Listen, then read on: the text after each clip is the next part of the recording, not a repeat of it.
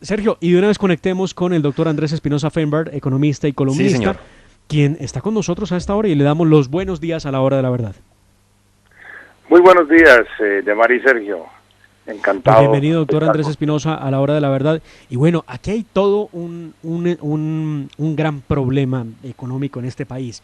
Y es que muchos no entendemos cómo podemos lograr aprobar, aprobar una ley de que no es de crecimiento económico, sino de gasto público, que es la ley de solidaridad social, que lo que prevé es un gasto de 15 billones de pesos para poder cubrir, obviamente, las dificultades que nos ha dejado la pandemia. Y luego, la otra dificultad también muy grave ha sido la que generó el famoso paro nacional.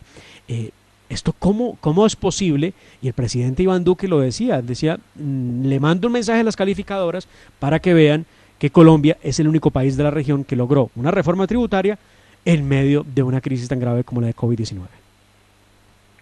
Bueno, es necesario reconocer que esto es un acto de equilibrio de suma importancia elaborado y ejecutado por el ministro de Hacienda, José Manuel Restrepo, porque pudo sacar en medio de las dificultades políticas y sociales que enfrenta el país, no solamente por la pandemia, sino por las secuelas del paro nacional que se inició el 28 de abril, una reforma tributaria combinada con gasto público. La verdad hay que reconocer que tiene, como en la contabilidad debe y haber, porque en primer lugar pues es también necesario y forzoso reconocer que la ley de inversión social tiene fuentes importantes de recursos, como por ejemplo la reducción al 50% de la deducción del impuesto de industria y comercio ICA.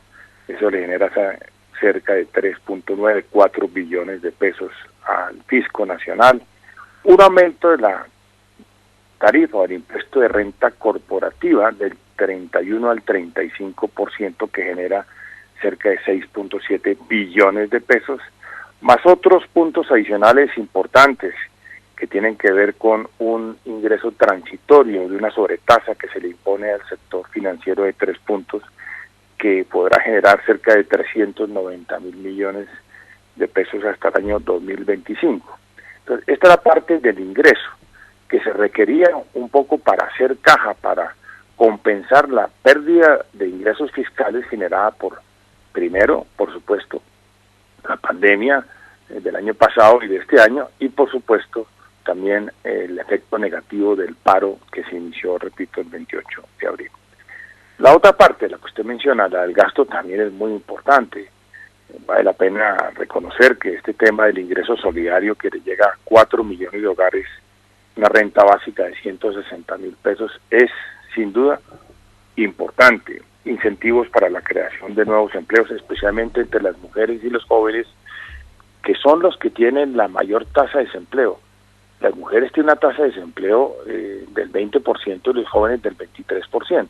La tasa de desempleo nacional en Colombia es del 13.4% según el DANE, que es muy superior a cualquiera de los países miembros de la OCDE. Ahí tenemos un problema que, a pesar de que la economía va a crecer este año al 8,5%, el desempleo está rezagado. Crece la economía, pero no crece suficientemente rápido el empleo. Tal vez por eso este gasto que se hace en este frente es importante. Lo mismo es la ampliación de los recursos que se utilizan para mantener la nómina, que beneficia a cerca de 60.000 micro y pequeñas empresas y protegerá, según el gobierno, cerca de 450.000 empleos. Sin duda, para los jóvenes es una buena noticia la matrícula cero para todas las universidades públicas, y esto es permanente, esto no es solamente por unos años, sino permanente, además de algunos alivios que tendrán los estudiantes que han utilizado los créditos del ICETEX. Y esto se suma pues un apoyo del gobierno nacional a los sistemas de transporte masivo de las ciudades, Bogotá y ciudades intermedias, que han sufrido precisamente por las restricciones que ha impuesto la pandemia, que han sido tremendas y han afectado las finanzas, el corazón de las finanzas de todas las empresas de transporte masivo de las ciudades colombianas, sumado pues a una gabela interesante que es 3 días sin IVA. Entonces pues esto no es fácil, hay que reconocer que en Colombia la situación fiscal es compleja porque Pues a ningún gobierno se le niega una reforma tributaria. Esta es la 8ª reforma en los últimos 10 años. Esta es la 3ª reforma en los últimos 3 años. Aquí prácticamente hay una reforma tributaria cada año o cada 2 años. Esta reforma, todos lo sabemos, no es la reforma estructural que necesita el país para poner orden en las finanzas públicas. Es la financiación del Estado en una situación compleja. Hace parte de la economía política porque era lo único posible, porque todos sabemos que en los 2 intentos fallidos anteriores del ministro Carrasquilla, pues no fue posible ampliar la base tributaria para que más gente pague impuestos como ocurre en todas partes del mundo. Darle mayor peso específico al IVA, a los impuestos indirectos. Aquí realmente tocar el IVA, especialmente para la canasta familiar, se volvió un tema imposible. No se pueden tocar tampoco las pensiones, no se pueden subir los impuestos de renta para las personas naturales. Entonces, si uno tiene una cantidad de cosas que no se pueden hacer desde el punto de vista político, pues sale una reforma tributaria, como llama usted, que el gobierno la llama de inversión social, donde realmente le cae nuevamente a las empresas que pagan impuestos. Y esta es la parte, digamos, negativa, porque como esta reforma, este proyecto, esta ley de inversión social, entiendo que será promulgada este año, pues le cae nuevamente a las empresas. Posiblemente el gobierno que entre el año entrante tendrá que examinar nuevamente el tema tributario y seguramente estaremos abocados, Demar y Sergio, a una nueva reforma tributaria. Esta sí esperamos de carácter estructural que ponga orden y concierto en este tema fiscal.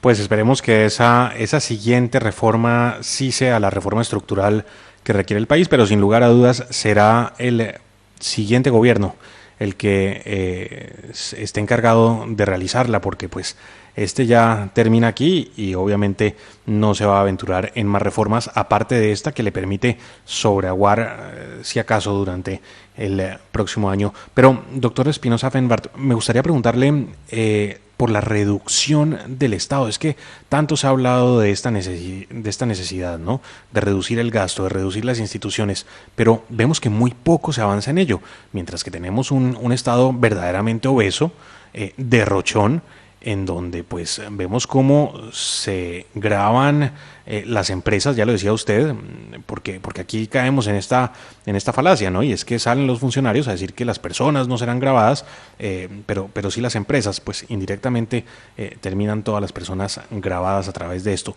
Pero hablemos un poco de la reducción del Estado. ¿Qué se puede esperar de un Estado menos obeso en Colombia, que tal vez tampoco se ve con esta reforma tributaria? Bueno, en ese punto también estoy de acuerdo con usted. Inclusive en una reunión, en el marco tal vez del foro de presidentes, tuvimos la oportunidad de hablar con el ministro de Hacienda y él, con su amabilidad y además con las buenas formas que tiene y su capacidad de concertación, pues aceptó bien y de buena gana las preguntas precisamente sobre la necesaria reducción del tamaño del Estado.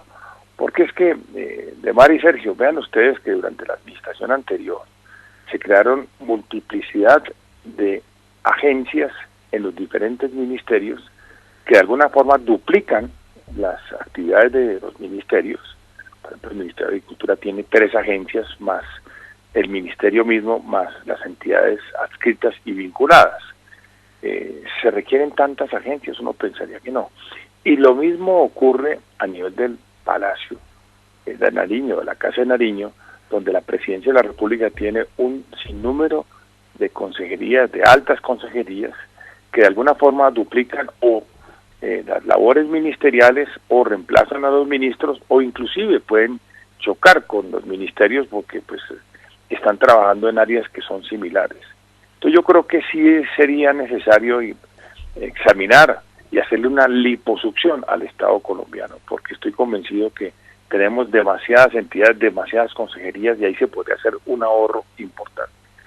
Con un elemento adicional, de Mari y Sergio, y es que por lo general, aunque no es en todos los casos, pero por lo general estas agencias y estas consejerías están llenas de contratistas, no de funcionarios públicos, sino de contratistas que realmente van por fuera de la nómina, que son de tiempo parcial, supuestamente trabajan de enero a diciembre y vuelven en enero del año siguiente, vuelven y se contratan, pero no aparecen en la nómina oficial de las entidades públicas.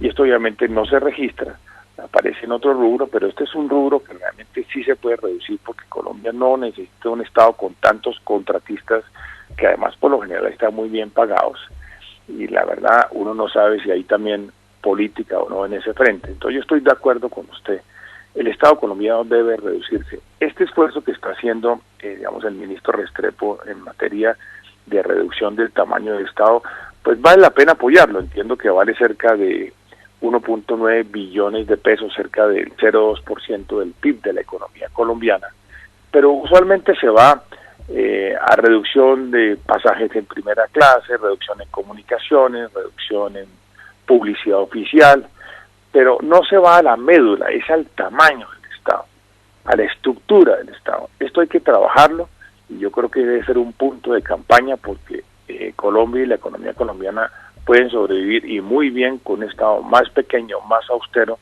que no sea como usted dice, y no sé si sea castizo, pero lo voy a repetir, un Estado derrochón. Pues doctor Espinosa, sí, un estado de derrochón es lo que tenemos. Sí, tampoco sé si sea castizo, pero es lo que evidenciamos, ¿no, Edmar? Es lo que nos preguntábamos, porque de hecho en esta reforma tributaria, que le llaman Ley de Solidaridad Social, encontramos apropiaciones también para entidades del Estado y decíamos, pero ¿cómo en medio de esta crisis lo primero que no se propone o lo primero que se piensa es realmente normas o medidas, decretos que permitan la eliminación o inclusive la fusión de entidades públicas que están generando un enorme gasto y que no precisamente representan obviamente la dinámica del Estado para cumplir con los fines esenciales de ayuda a los ciudadanos? Pero no lo vimos. De hecho, el único artículo que había, que era el 17, que se planteaba como para darle facultades extraordinarias al presidente, fue eliminado a petición de un sector de la izquierda que se opuso a esos poderes al presidente de la República. Cosas que francamente no entiende uno, doctor Espinosa, y le pregunto, ¿cree usted que, como lo expresó el presidente en la entrevista al diario El Tiempo, el hecho de que haya logrado aprobarse esta reforma tributaria puede ser bien visto por las calificadoras de riesgo? A ver, dos temas. Estoy de acuerdo con usted que uno de los puntos favorables que tenía la iniciativa Carrasquilla era precisamente el artículo 17 que usted menciona, creo que ese es el numeral correcto, que le permitía al jefe del Estado tener facultades especiales para eliminar o fusionar entidades públicas con el objetivo precisamente de hacer esa liposucción que hemos mencionado inicialmente.